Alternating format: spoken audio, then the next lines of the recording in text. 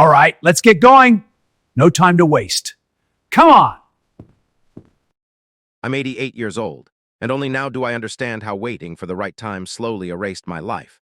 I don't say that with drama. I say it the way you state a fact you can't change, like the weather or a scar you stopped touching years ago.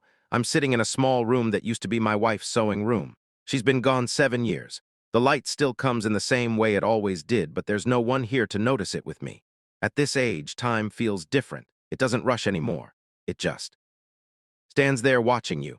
I'm not telling this story to make peace with myself. That ship sailed. I'm telling it because when you get this old, you realize your silence doesn't matter anymore, but the truth might. Most of my life looked reasonable from the outside. I worked. I paid bills. I showed up when I was expected to.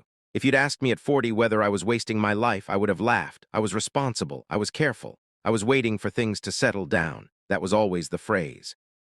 Once things settled down. In my 20s, I waited to travel because I needed to establish myself first. In my 30s, I waited to slow down because the kids needed stability. In my 40s, I waited to speak honestly because it wasn't the right time to rock anything. In my 50s, I waited to rest because retirement was coming. I was always almost there. I grew up believing patience was a virtue. That good things came to those who waited. No one told me that some things only come to those who interrupt their own lives. I married young, not out of passion, but out of timing. She was kind, steady, and she wanted the same quiet future I thought I wanted. We didn't fight much. That's what people admired about us. But we also didn't talk about the things that made us uneasy. When something felt wrong, I told myself it would pass. When she seemed distant, I told myself she was tired. When I felt the urge to say something honest, something risky, I swallowed it. I thought silence was harmless. I thought delay was maturity. I worked at the same company for 38 years. I wasn't unhappy there. I also was alive. Every morning was the same coffee, the same drive, the same desk. I told myself consistency was a blessing, and maybe it was, but consistency can become a hiding place. There were moments, small ones, where I felt a tug inside me. A feeling that something was being postponed that couldn't actually wait. Like the afternoon my daughter asked me to come to her school play. I told her I'd try. I stayed late at work instead because leaving felt irresponsible. She didn't cry. She just stopped asking after that. Or the Sunday my wife suggested we take a trip somewhere we'd never been. I told her maybe next year when things were less busy. Next year never came for us. None of these moments felt important at the time. That's the dangerous part. Life doesn't warn you when something is the last time. It doesn't announce when a habit becomes a pattern or when a pattern becomes a life. I thought regret would feel loud when it arrived. I imagined it as panic or grief or some sharp realization, but it came quietly, so quietly I didn't notice it moving in. It showed up as distance, as polite conversations, as being thanked instead of needed. My children grew into adults who respected me. They did not confide in me. I was proud of them from a distance. I didn't know how to step closer anymore. I told myself I would fix things when I had more time, when work eased up, when the stress passed. But stress doesn't pass, it just changes its shape. The turning point didn't come as a dramatic collapse. It came as a phone call. My wife had been tired for months. We both ignored it. There was always something more immediate. The doctor used words like advanced and aggressive. I nodded as if nodding could rewind anything. We sat together in silence afterward, not the comfortable kind, the kind that finally tells the truth. She asked me very calmly if I was happy with our life. I opened my mouth to give the careful answer, then I closed it. Because for the first time I understood that careful answers were what got us there. She died 8 months later. I had time then, all the time I'd been waiting for. Retirement came. The house grew quiet. The calendar emptied out.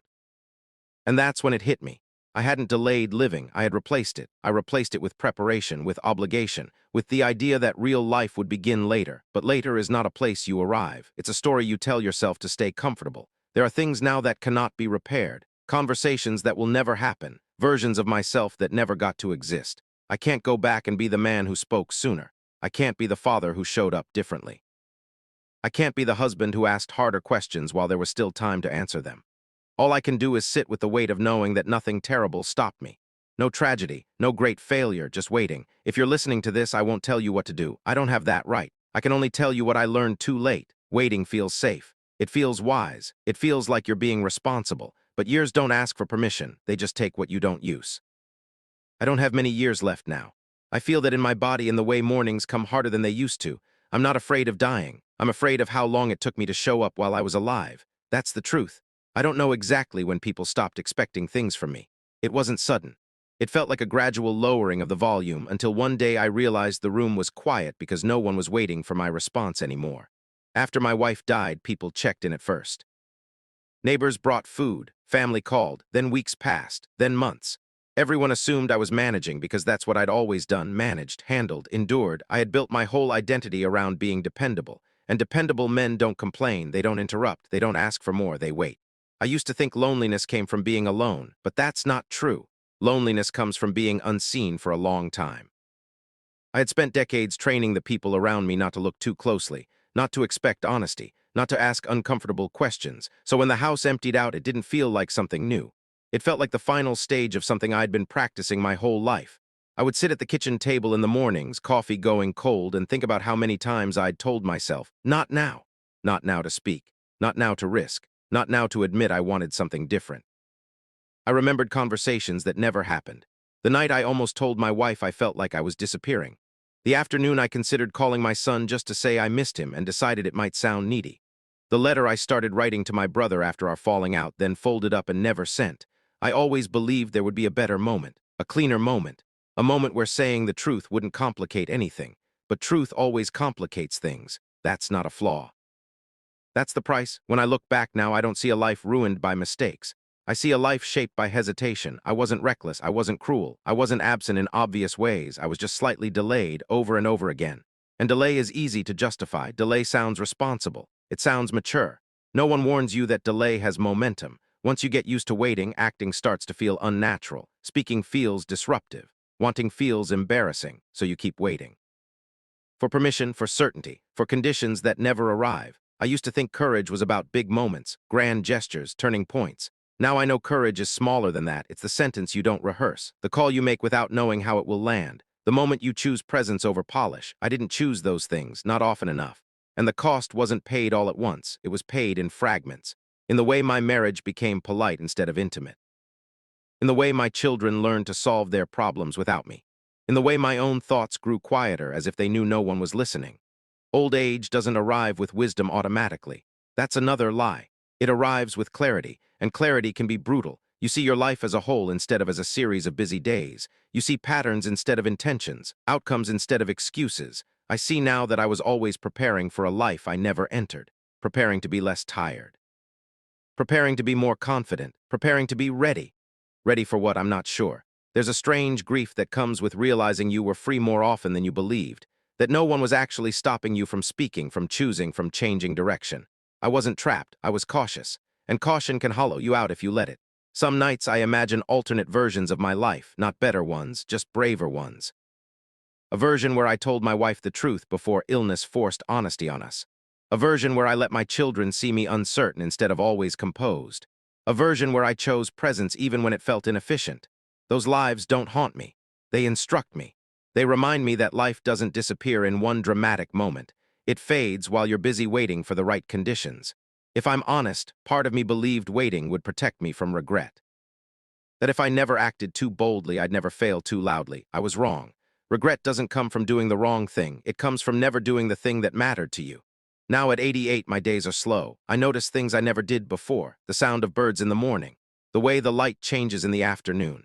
Presence came to me eventually, but it came alone. There's gratitude here too. I don't deny that. I had food on the table. I watched my children grow up. I shared years with a woman who loved me the best way she knew how. But gratitude and sorrow can exist together. That's something youth doesn't always understand. If you're younger than me, and chances are you are, I won't tell you to stop waiting altogether. Waiting is part of life, but I will tell you this quietly.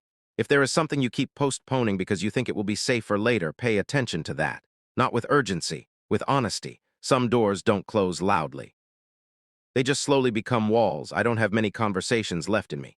My voice gets tired, my memory drifts. That's why I'm saying this now, not to scare you, not to teach you, just to leave the truth where someone might find it. Waiting feels harmless while it's happening. That's why it works. I'll sit here a little longer today. Then I'll make myself some tea. That's about all the planning I do now. If this meant something to you, you'll know what to do with it. If not, that's all right too.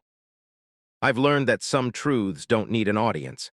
They just need to be said once before the time to say them runs out. This is where I'll stop.